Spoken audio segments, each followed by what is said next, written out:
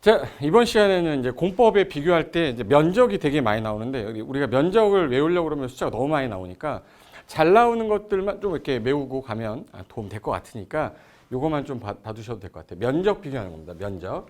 그러면 일단은 개발행위라는 게 개인적으로 사적으로 개발하는 거니까 요만큼만 해라 해서 법에서 정해준 기준이 요거 미만까지 하시고 이 기준 면적 이상이 되면 요거는 도시개발 사업으로 가세요 라고 해서 면적 기준을 따로 정하는 거거든요. 면적 기준 할 때 우리가 보통 주상공 녹 중에서 개발을 많이 해주면 안 되는 애들은 5천까지밖에 안 돼. 제일 조금 해주는 게 5천. 그리고 이제 나머지는 외우는 것보다 5천을 외우는 게 답을 더 잘 나오니까 자, 도간농자 중에 많이 해주면 안 되는 게 자연환경 보전 지역이겠죠. 그다음에 주상공 녹 중에서 많이 개발하면 안 되는 게 무슨 녹지? 보전 녹지. 그래서 요 둘은 5천 미만까지고 여기서 주택을 질 때는 옆으로 가려고 그래요? 위로 가려고 그래요? 위로 가려고 그러지. 상업지역도 위로 가려고 그러죠. 그리고 공장은 옆으로 가려고 그래요. 그럼 어디가 면적이 커야 돼요?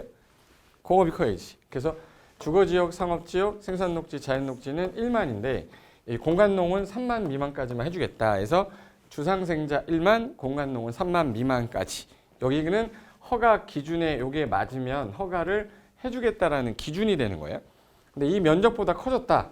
이 면적보다 커지게 되면은 도시개발 사업으로 가서 주상생자는 1만 이상이면 도시개발구역 지정할 수 있고 공업지역은 3만 이상이면 지정할 수 있는데 도시 바깥은 통칭해서 그냥 30만 이상이면은 개발구역 지정할 수 있다 이렇게 돼 있어요. 반대 개념으로. 그래서 여기 이제 사적 개발행위 규모니까 사적 개발행위는 일단 외웠어. 5천 미만, 1만 미만, 3만 미만. 그 중에서 5천은 외워야 돼. 자연환경 보전지역, 보전녹지 5천, 주상생자 1만, 공간농은 3만인데 그게 커져버렸다. 그러면 공적개발로 가서 도시개발 사업구역 지정 면적 기준이 되는 거예요. 그래서 도시개발구역 정할 때는 도시지역 중에서 이 보존녹지마저 개발해버리면 완전히 도시 시멘트화돼서 보존녹지는 안 된다. 그리고 주상생자는 아까 1만 미만까지인데 이상이면 일로 와야 돼. 얼마 이상? 1만 이상. 1만 이상. 응?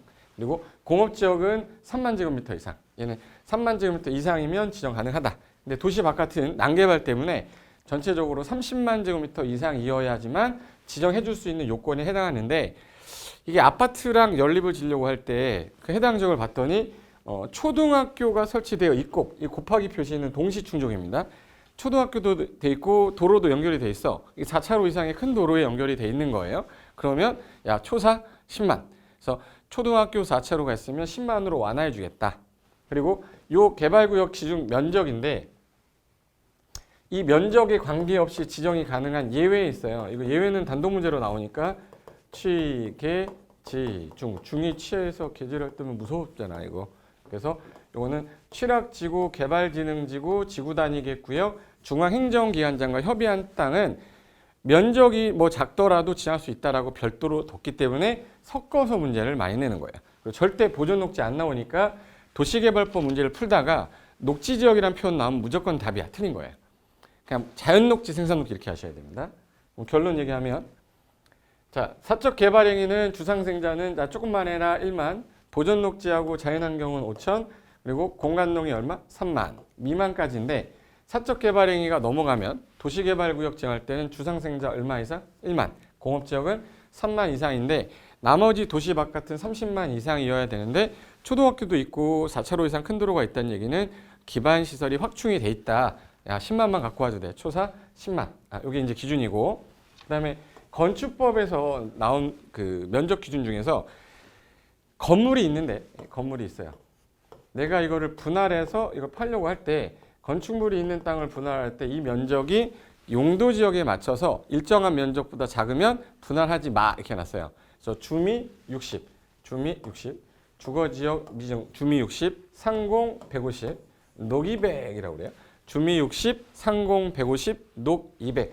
요거 미만으로는 분할할 수가 없다예요. 근데 건물이 없는 땅은 분할할 때 마음대로 되냐?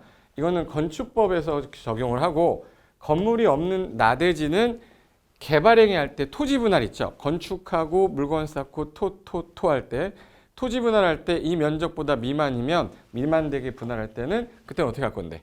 허가받아라. 미만으로 분할할 때는 개발행위 허가받고 분할하는 거고 건물이 있을 때는 건축법상 분할이 안 된다. 이렇게 정리하시면 면적 관련된 문제는 전부 다 끝이 나는 거기 때문에 한 번만 확인하고 끝내겠습니다.